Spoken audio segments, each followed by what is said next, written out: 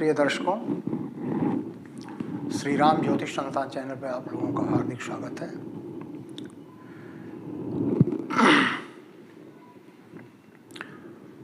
आज हम एक महत्वपूर्ण, अत्यंत ही महत्वपूर्ण जो है विषय पर चर्चा करने जा रहे हैं। वो है महामृत्युंजय मंत्र का महात्म्य और उसका भावार्थ। महामृत्युंजय मंत्र को संजीवनी विद्या भी बोला जाता है, संजीवनी मंत्र भी कहा जाता है। और ये जो है उपासना काम्य उपासना के रूप में की जाती है। जैसे मनुष्य को अगर कोई कामना रहे, किसी प्रकार की कामना रहे, या तो परिवार में कोई सदस्य जो है किसी अकाल मृत्यु का शिकार हुआ है, या तो भीषण रोगों से जो है, भयंकर रोगों से जूझ रहा है, तो उसके लिए जो है, उसके निवारणार्थ जो है ये महामृत्युंजय का पूजन किया जाता है या जप किया जाता है।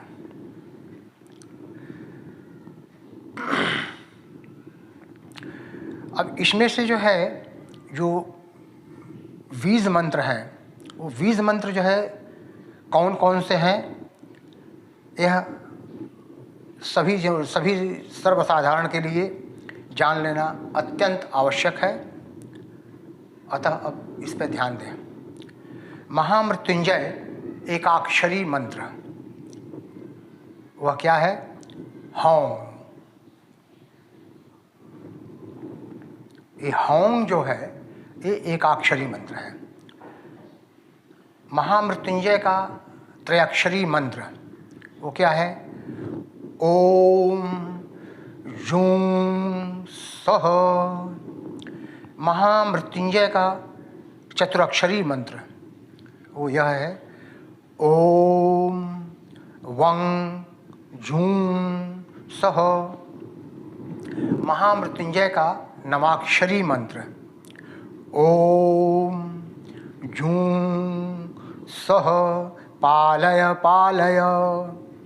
महामृत्युंजय का दशाक्षरी मंत्र ओम झूं सह माम पालय पालय।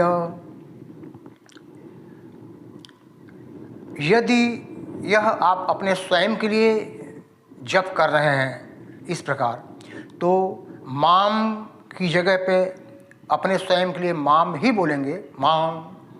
लेकिन अगर किसी यजमान को अगर आप किसी दूसरे के नाम पर संकल्प करके अगर आप जप कर रहे हैं, तो उसमें माम की जगह पे उस पर्टिकुलर व्यक्ति का नाम लेना है। जैसे ओम जूं सह, माम की जगह पे अमुक नाम पालय पालय, इस प्रकार आगे मंत्र बोलना है। महामृत्युंजय मंत्र का पंचदशाक्षरी मंत्र वो क्या है? ओम जूं सह माम या अमुक पालय पालय सह जूं ओम। महामृत्युंजय का द्वात्रिशाक्षरी मंत्र, यह वेदोक्त मंत्र है, वह इस प्रकार है ओम त्र्यंबकं जजामहे सुगंधिं पुष्टिवर्धनम् उर्वारुकमिव बन्धनात् मृत्योर्मुक्षीयमामृतात्। अब इस मंत्र में आए हुए एक एक प्रत्येक शब्द को जो है उसके ऊपर विवेचना करना अत्यंत आवश्यक है, क्योंकि शब्द ही मंत्र है और मंत्र ही शक्ति है। अर्थात एक तरह से ऐसे समझ सकते हैं कि यानी कैलकुलेटेड मेथड से, तो शब्द अपान शब्द बटे मंत्र गुणे मंत्र बटे शब्द बराबर मंत्र से मंत्र कट गया तो शब्द बटे शक्ति। अर्थात ये शब्द बटे शक्ति ही ये बचता है। अब इस मंत्र में एक एक शब्द पे ध्यान दीजिए। सबसे पहले त्र शब्द आता है। यह त्र शब्द जो है ध्रुव वसु का बोधक है। ध्रुव वसु एक देवता का वो है। इसके बाद यम शब्द आता है, वह अध्वर वसु का द्योतक है, बोधक है। इस प्रकार क्रमशः जो है चलते जाएंगे तो व शब्द आता है, ब यानी सोम वसु का बोधक है। कम शब्द आता है, कम का मतलब वरुण का बोधक। य का मतलब वायु का बोधक। ज का मतलब अग्नि का बोधक। म का मतलब शक्ति का बोधक। हे का मतलब प्रभास का। और सु का मतलब वीरभद्र। ग का मतलब शंभु, भगवान शंभु। निग्धम, इसका मतलब गिरीश जी का। पू का मतलब अर्जक जी का बोधक। ष्टि, ये अहिर्बुध्य का बोधक। व पिनाक का बोधक। अर्ध, भवानीपति यानी भगवान शिव जी का बोधक। नम, कापाली का बोधक। उ, दिक्पति का बोधक। वार, स्थानु का बोधक। रु, मर्ग का बोधक। को, धाता का बोधक। मी, अयर्मा का बोधक। व, मित्रादित्य का बोधक। व, वरुणादित्य का बोधक। अंध, अंशु का बोधक। नात, भगादित्य का बोधक।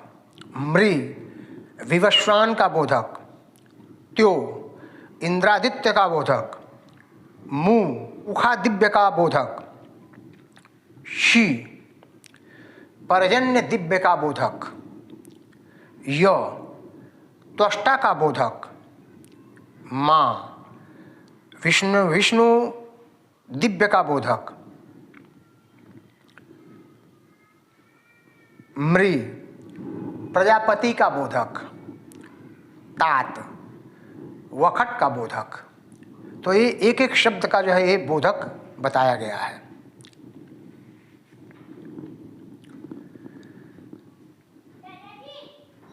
मंत्र व्याकरण के विद्वान इस स्पष्टीकरण से संभवतः संतुष्ट न होंगे, क्योंकि ज को अग्नि का बोधक कहा गया है और अग्नि बीज रंग होता है। इसके बावजूद भी ज को अग्नि का बोधक माना गया है। अब जैसे मैंने पूर्व में बताया, जैसे शब्द बटे मंत्र गुणे मंत्र बटे शक्ति, तो मंत्र से मंत्र काट दिया तो बराबर कितना हुआ? शब्द बटे शक्ति। अतः अब कौन कौन से शब्द में कौन कौन सी शक्ति है उसके ऊपर नीचे विवेचना कर रहे हैं आगे।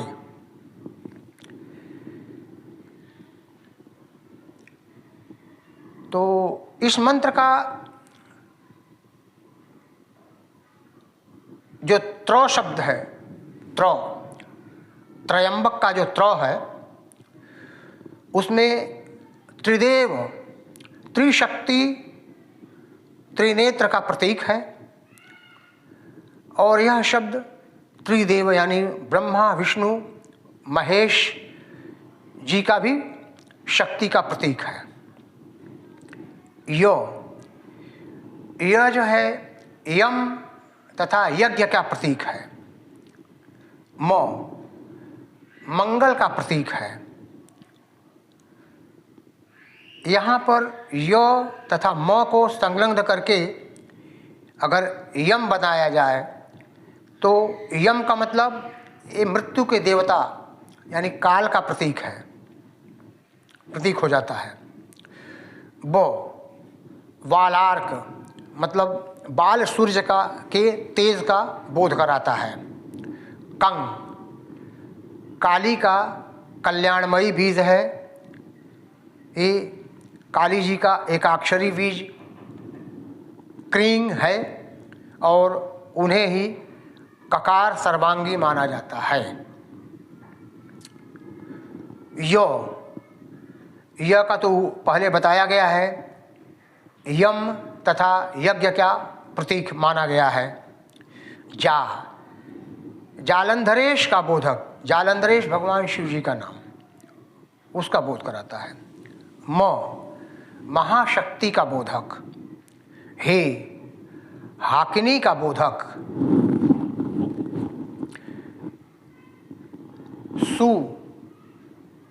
सुप्रभात, सुगंधी तथा सुर का बोधक।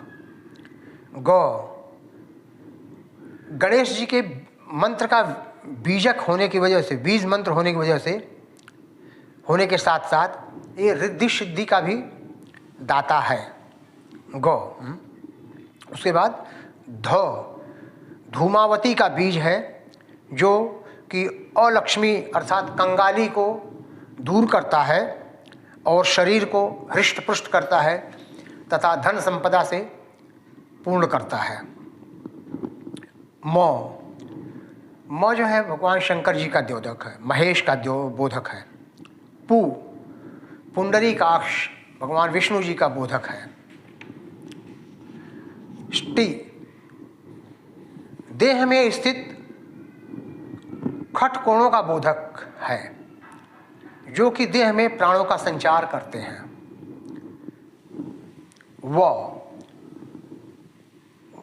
वकिंगनी का द्योतक है। अर्ध धर्म का द्योतक है। नंदी का द्योतक है।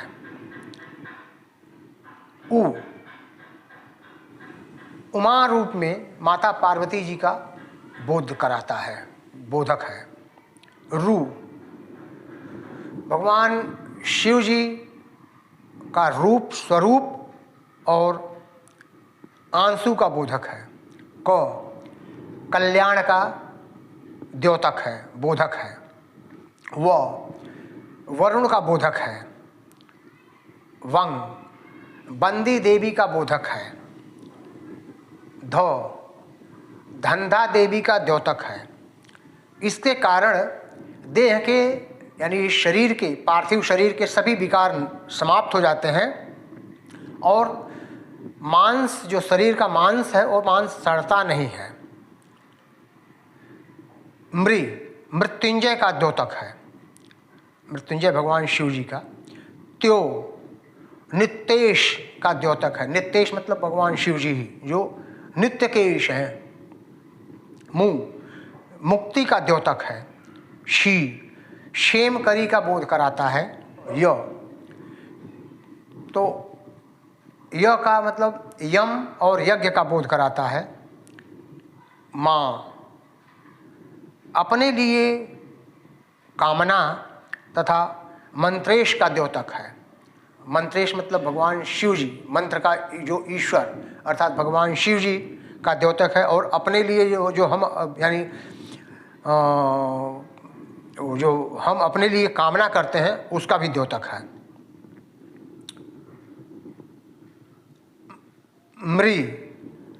मृत्युंजय का द्योतक है। तात चरणों में स्पर्श का द्योतक है। यह पूर्ण विवरण देवो भूत्वा देवं वदेत के अनुसार पूर्णतः सत्य प्रमाणित हुई है। इस मंत्र में 32 शब्दों का प्रयोग हुआ है और इसी मंत्र में आगे ओम लगा देने से यह 33 शब्द हो जाता है। इसीलिए इसको त्रयस्त्री साक्षरी मंत्र कहते हैं। महर्षि वशिष्ठ जी ने इन 33 शब्दों को 33 प्रकार के देवता यानी 33 कोटि देवता की शक्तियां निश्चित की हैं, जो निम्नलिखित हैं। इसमें 8 वसु, 11 रुद्र, 12 आदित्य, 1 प्रजापति और 1 वषट। अब 8 वसु, 8 वसु में क्या नाम है उनका? नाम मैं आगे बोलता हूँ। वसु, धर ध्रुव, सोम, अह, अनिल, अनल, प्रत्युष और प्रभाष। और 12 आदित्य। 12 आदित्य कौन हैं? एक तो पहले आदित्य पहला नंबर, उसके बाद धाता, मित, अयर्मा, शक्रा, वरुण, अंशभाग, विवस्वान, पूखा, सविता, तवास्था और विष्णु जी। और 11 रुद्र कौन कौन हैं? रुद्र हर बहुरूप, त्रयंबक, अपराजिता, वृषाकापि, शंभु, कपार्दि, रेवात, मृगव्याध,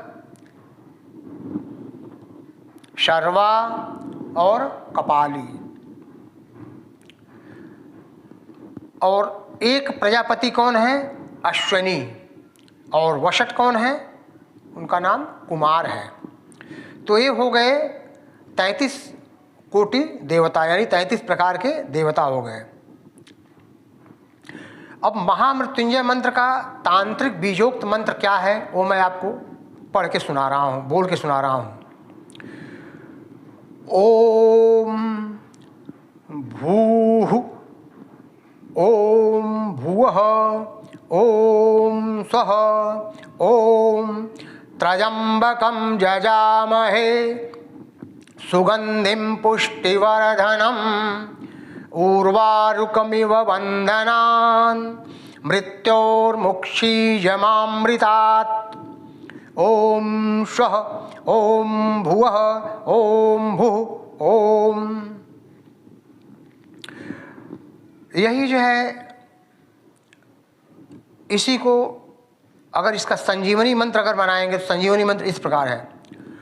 ओम हौं झुं शः, ओम भूर्भुवः स्वः, ओम त्र्यंबकं जजामहे सुगंधिं पुष्टिवर्धनम् उर्वारुकमिव बन्धनान् मृत्योर्मुक्षीयमामृतात्। ओम स्वः, ओम भुवः, भुः, ओम शः, झुं हौं, ओम। इसका महामृत्युंजय का एक और प्रभावशाली मंत्र इस प्रकार से है। ओम हौं, ओम झुं, ओम सः, ओम भुः, ओम भुवः, ओम स्वः, ओम त्र्यंबकं जजामहे सुगंधिं पुष्टिवर्धनम् उर्वारुकमिव बन्धनान् मृत्योर्मुक्षीयमामृतात्। ओम जुं, ओम हौं, ओम। लेकिन एक चीज़ ये स्मरण रहे, ध्यान रहे कि आप जो भी मंत्र बोल रहे हैं या जप कर रहे हैं, उस मंत्र का शुद्ध से शुद्ध, अत्यंत शुद्धता के साथ उसका जप करें, उस मंत्र का उच्चारण करें और एक निश्चित संख्या में जप करें। ऐसा नहीं कि कभी कुछ, ऐसा नहीं। एक निश्चित संख्या रखिए, उसमें जप करें। भले ही अगर पूर्व के दिनों में अगर कम किए हों तो बाद के दिनों में धीरे धीरे बढ़ाते रहिए, लेकिन कम बिल्कुल मत करें। ऐसा न हो कि भूतकाल से वर्तमान काल के मंत्र में कमी आ जाए। ऐसा करने से वो फलित नहीं होगा। दूसरी बात यह है कि जप करने के टाइम पे मंत्र का जो उच्चारण करते हैं, बोलते हैं जप करने टाइम पे, वो होठ के बाहर नहीं आनी चाहिए। होठ के अंदर ही मंत्र को बोलिए, उच्चारण कीजिए। इन केस अगर आपको ऐसा प्रैक्टिस नहीं है तो आप बिल्कुल धीमे स्वर में होठ को हिला करके बोल सकते हैं। जप काल के टाइम पे ये भी ध्यान रहे कि एक अखंड दीप जलना आवश्यक है, दीप जलता रहे। इस जप को रुद्राक्ष की माला पे ही जप करें। माला को हमेशा गोमुखी में रखें और जब तक जप पाठ की संख्या पूर्ण न हो तब तक माला को गोमुखी के बाहर न निकालें। जप काल के समय में भगवान शिव जी की प्रतिमा, शिवलिंग या तो कोई फोटो उनका रखना अनिवार्य है। महामृत्युंजय के सभी जप, जो भी जप करें, छोटा बड़ा जो भी मंत्र का जप करें, वो जो है कुश के आसन पर बैठ करके ही करें।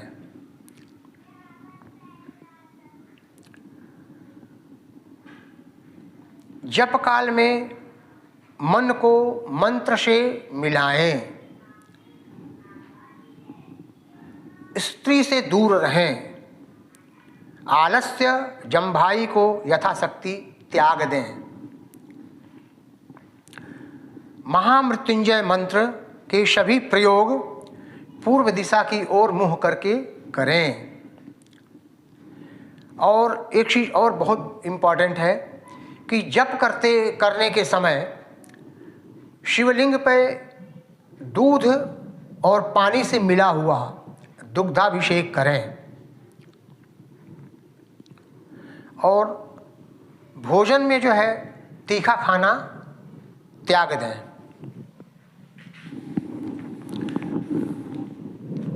तो ये इस महामंत्र का यथाशक्ति जितना हमारे में जानकारी थी, जितना हमारे पास मटेरियल था, उसके हिसाब से मैं आपको इसका विवेचना किया, इसका मतलब भावार्थ दिया, बताया।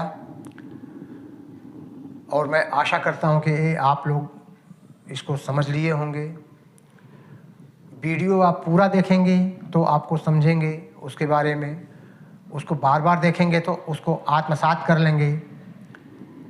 आधा अधूरा अगर वीडियो देखेंगे तो ये कुछ फ़ायदा नहीं होगा इसका। ये बहुत ही महत्वपूर्ण मंत्र है भगवान शिव जी का। मैं आशा करता हूँ कि इससे आप सभी लोग लाभान्वित होंगे। धन्यवाद।